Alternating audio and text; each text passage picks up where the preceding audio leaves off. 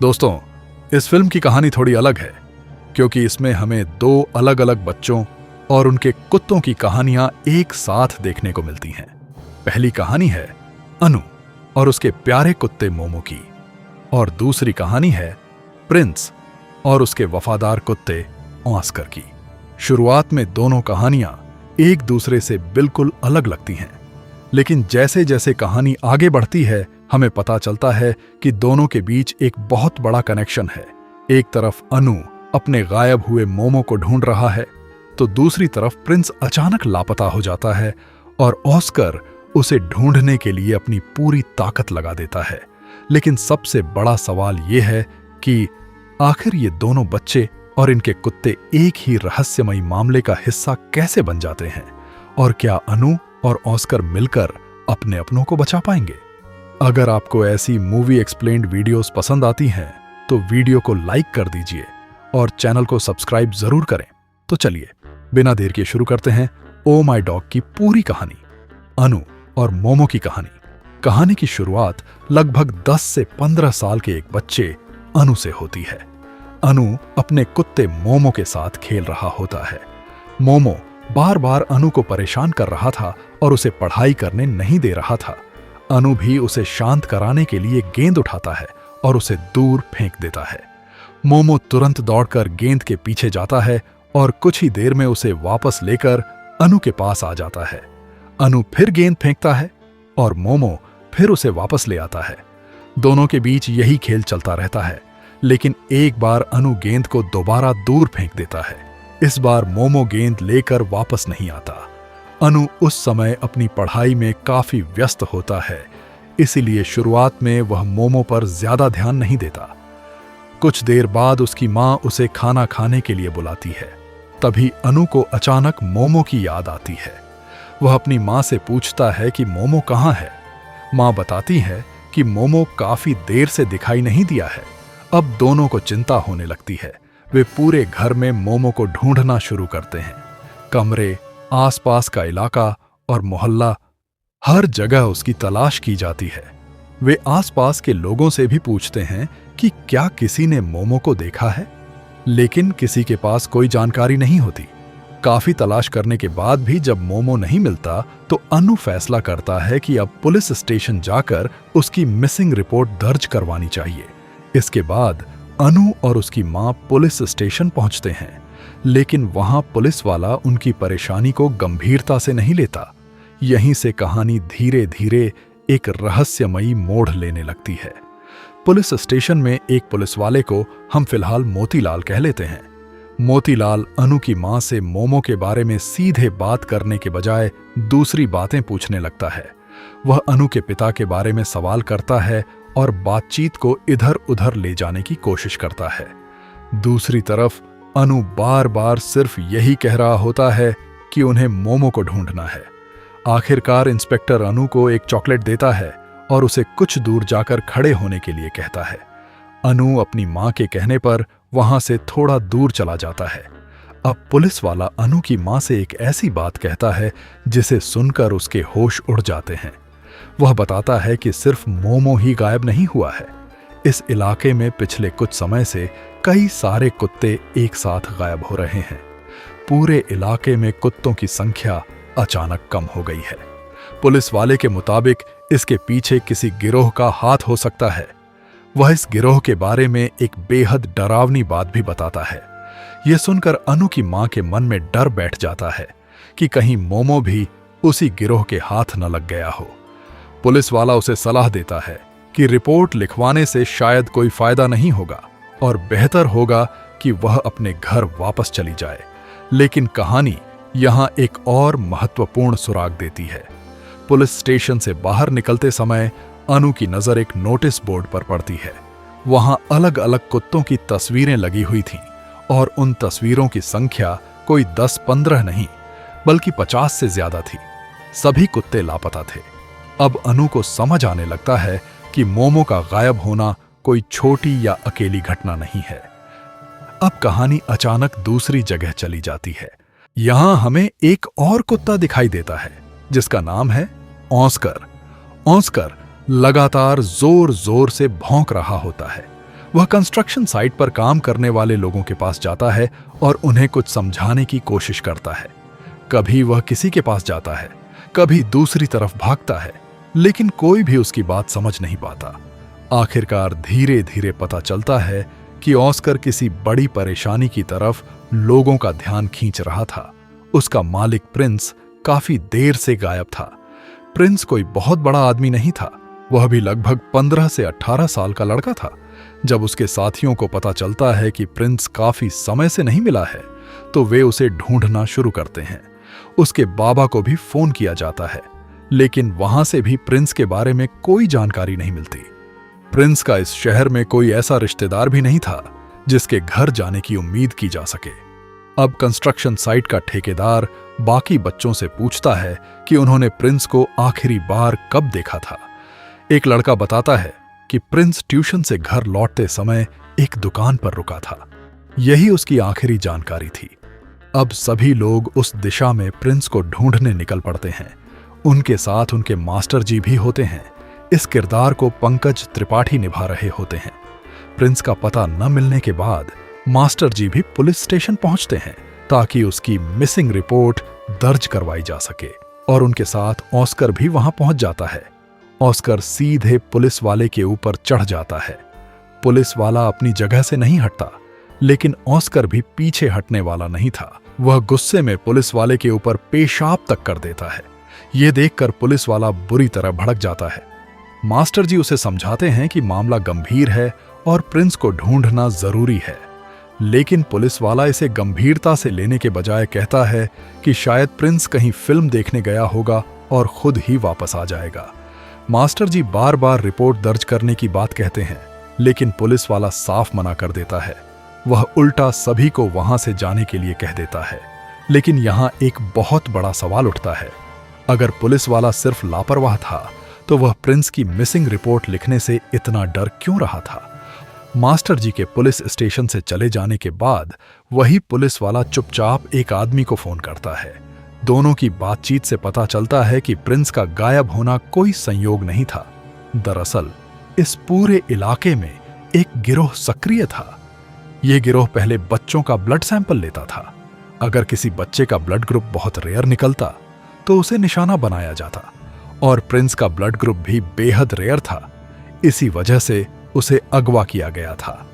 अब साफ हो जाता है कि पुलिस वाला सिर्फ अपनी ड्यूटी नहीं निभा रहा था, बल्कि इस पूरे खेल का हिस्सा था। लेकिन दूसरी तरफ अनु भी मोमो को ढूंढते ढूंढते ऐसे सुराग तक पहुंचने वाला था जो उसे इसी गिरोह के और करीब ले जाएगा। मोमो के गायब होने के बाद अनु काफी परेशान रहता है। वह घर में बैठकर अपने प्यारे कुत्ते को याद कर रहा होता है। तभी उसके दिमाग में एक आइडिया आता है। वह एक गेंद उठाता है और उसे खिड़की से बाहर फेंक देता है। गेंद जाकर एक गटर में गिरती है। पानी के बहाव के साथ गेंद धीरे धीरे आगे बढ़ने लगती है। अनु भी गेंद का पीछा करना शुरू कर देता है। वह काफी दूर तक जाता है और आखिरकार उसे उसी गटर के अंदर उतरना पड़ता है, लेकिन वह रुकता नहीं है।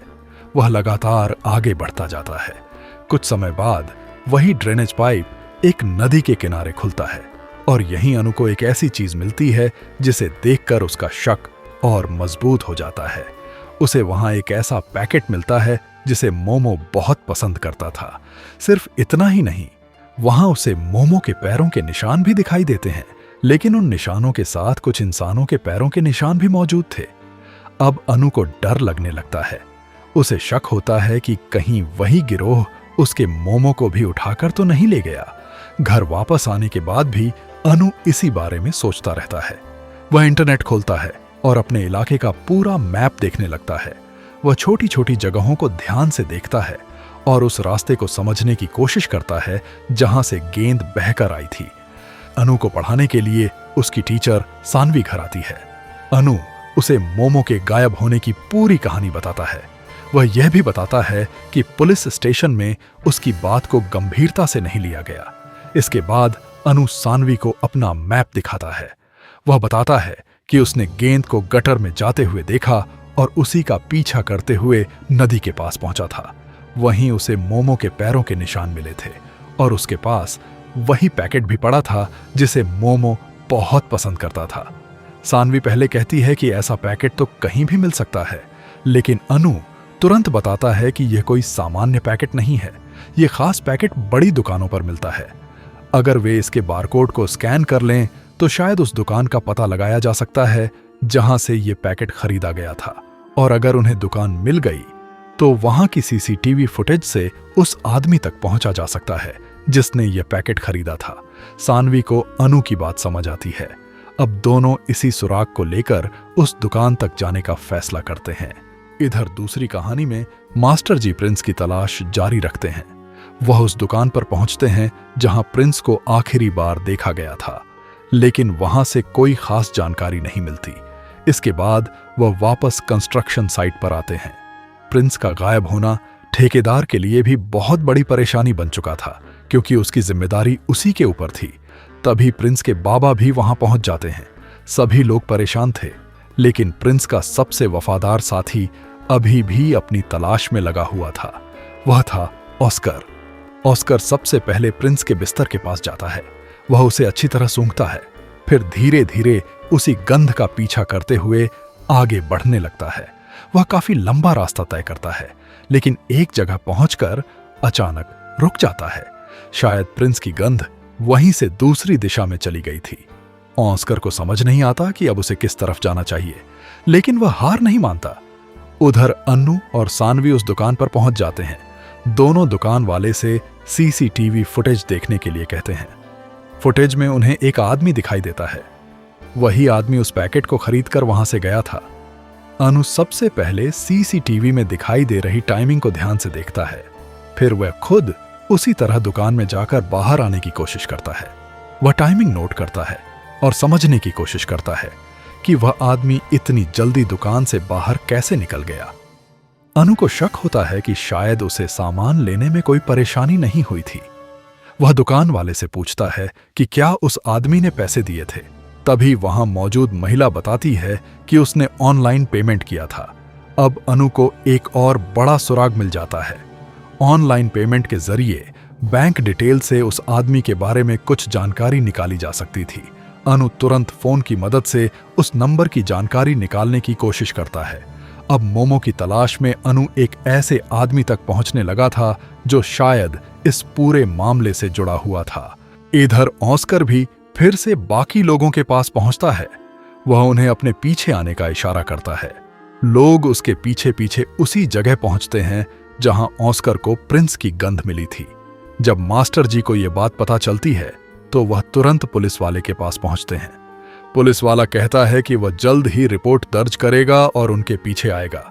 मास्टर जी उसकी बात पर भरोसा कर लेते हैं, लेकिन जैसे ही मास्टर जी वहां से चले जाते हैं, पुलिस वाला फिर से एक आदमी को फोन करता है।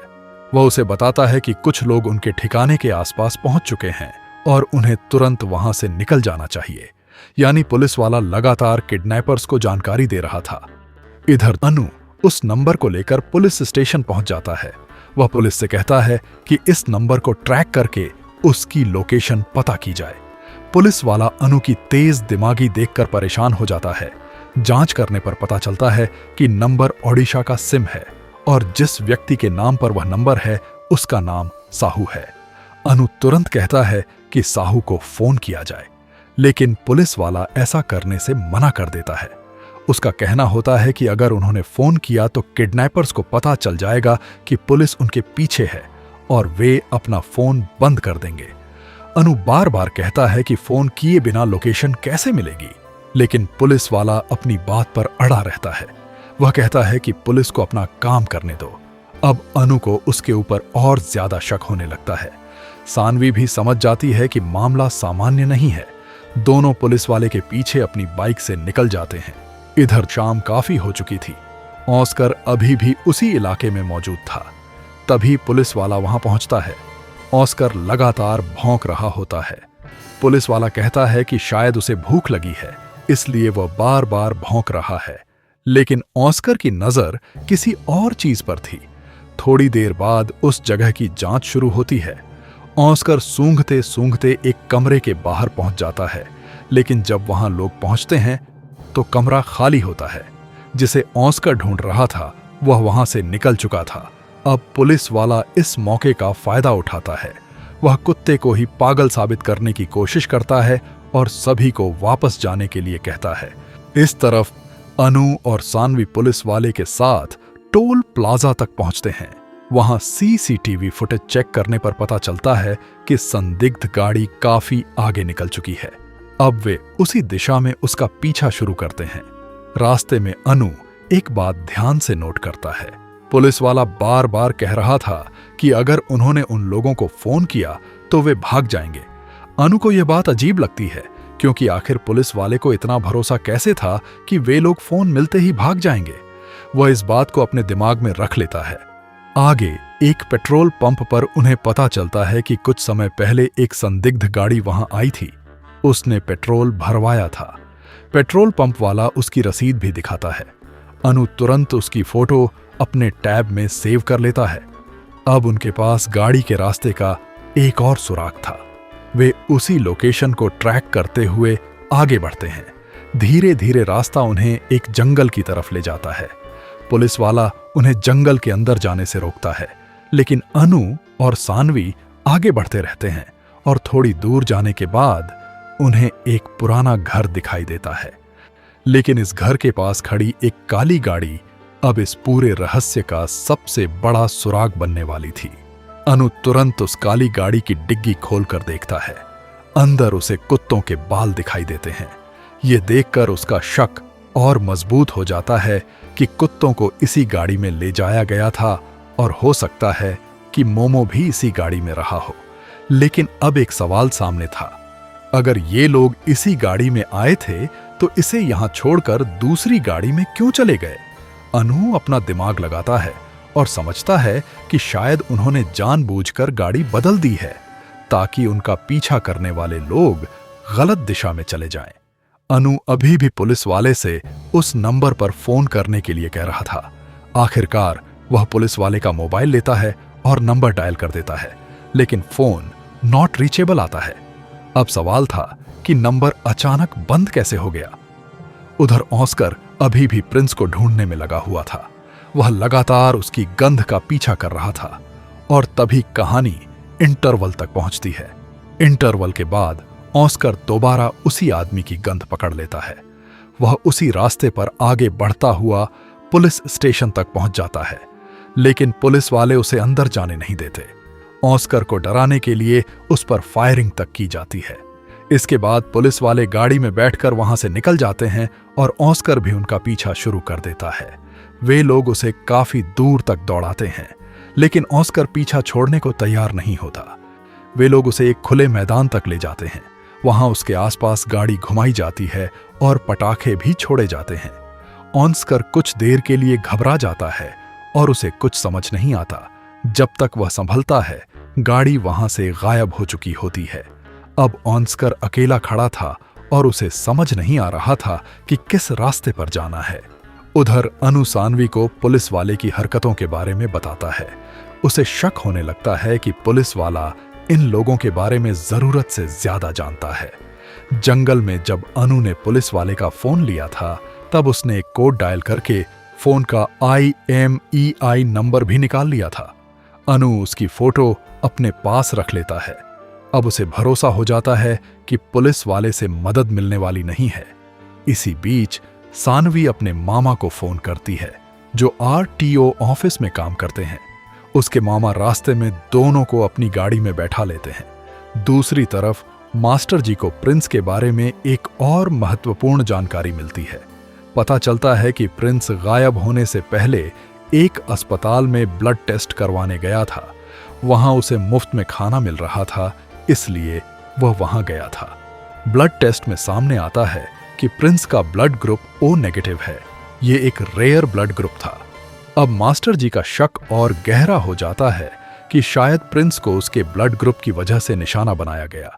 उधर ऑस्कर भी लगातार अपनी तलाश जारी रखता है और फिर से पुलिस स्टेशन पहुंच जाता है। वहां माधव सो रहा होता है। ऑस्कर उसके सामने जाकर खड़ा हो जाता है। दूसरी तरफ सानवी के मामा संदिग्ध गाड़ी का पीछा करते हुए एक होटल तक पहुंच जाते हैं। तभी साहू के पास इंस्पेक्टर का फोन आता है। इंस्पेक्टर उसे बताता है कि अब उन्हें रुकने की जरूरत नहीं है और उनके पीछे कोई नहीं आएगा। लेकिन उसी समय साहू की नजर उनकी गाड़ी के पास खड़े RTO ऑफिसर पर पड़ जाती है। वह तुरंत इंस्पेक्टर को इसकी जानकारी देता है। अब इंस्पेक्टर भी हैरान हो जाता है कि आखिर उनका पीछा कौन कर रहा। उधर ऑस्कर माधव को दौड़ाते हुए एक सुनसान गली तक ले आता है, लेकिन माधव थोड़ी दूर जाने के बाद अपने साथियों तक पहुंच जाता है।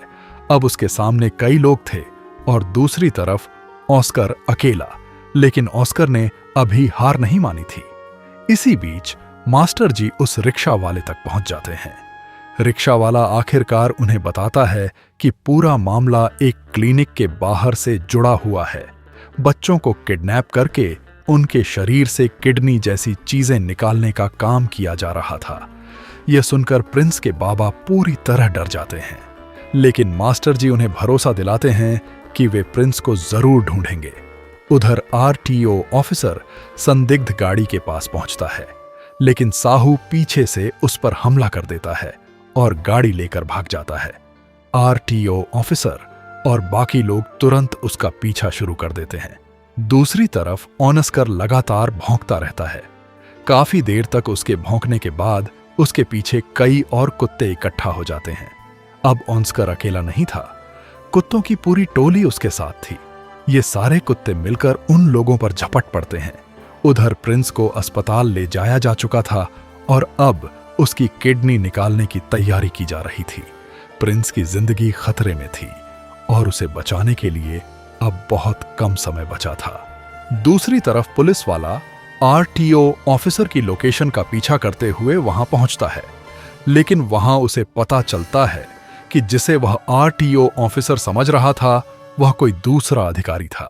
अब इंस्पेक्टर समझ जाता है कि उसे एक बार फिर चकमा दिया गया है। अनु की बात पर भरोसा करके RTO ऑफिसर सही रूट को फॉलो कर रहा था, यानी अनु सिर्फ अपने मोमो को ढूंढने वाला बच्चा नहीं था। वह लगातार अपने दिमाग से इस पूरे मामले की परतें खोल रहा था। इधर ऑस्कर आखिरकार उसी अस्पताल में पहुंच जाता है जहां प्रिंस को रखा गया था। वह अस्पताल के अंदर घूमते घूमते उस जगह तक पहुंचता है जहां प्रिंस का ऑपरेशन होने वाला था। जैसे ही ऑस्कर प्रिंस के पास पहुंचता है, वह उसके पास खड़ा होकर जोर जोर से भौंकने लगता है। डॉक्टर भी ऑस्कर को देखकर घबरा जाते हैं, लेकिन ऑस्कर का मकसद किसी को डराना नहीं था। वह अपने मालिक तक पहुंच चुका था और शायद यही उसकी सबसे बड़ी कामयाबी थी। उधर जिस ट्रक में मोमो और बाकी कुत्तों को ले जाया जा रहा था, उसे भी आखिरकार पकड़ लिया जाता है। ट्रक के अंदर सिर्फ मोमो नहीं था, वहां बहुत सारे कुत्तों को पकड़ कर रखा गया था। अब साफ हो चुका था कि इतने सारे कुत्तों के गायब होने के पीछे यही गिरोह था, और इसी के साथ अनु की तलाश भी अपने सबसे बड़े मुकाम तक पहुंच जाती है। दूसरी तरफ मास्टर जी भी ऑस्कर की मदद से उस भ्रष्ट पुलिस वाले तक पहुंच जाते हैं। आखिरकार पुलिस वाला और उसके साथ काम करने वाला पूरा गिरोह पकड़ लिया जाता है। जिस पुलिस वाले पर लोगों ने भरोसा किया था, वही इस पूरे अपराध का हिस्सा निकला। अब अनु को आखिरकार वह चीज मिल जाती है जिसका वह इतने समय से इंतजार कर रहा था, उसका प्यारा मोमो। मोमो को देखते ही अनु की आंखों में खुशी आ जाती है। वह दौड़कर उसे गले लगा लेता है। जिस कुत्ते को वह कई दिनों से ढूंढ रहा था, वह आखिरकार उसके सामने था। अनु मोमो को अपने साथ घर लेकर आता है। पूरे मोहल्ले में खुशी का माहौल बन जाता है। उधर प्रिंस की हालत भी धीरे धीरे बेहतर होने लगती है और उसके पास ऑस्कर मौजूद रहता है। जिस कुत्ते ने अपने मालिक को ढूंढने के लिए हर मुश्किल का सामना किया था, वह आखिरकार अपने प्रिंस तक पहुंच गया था।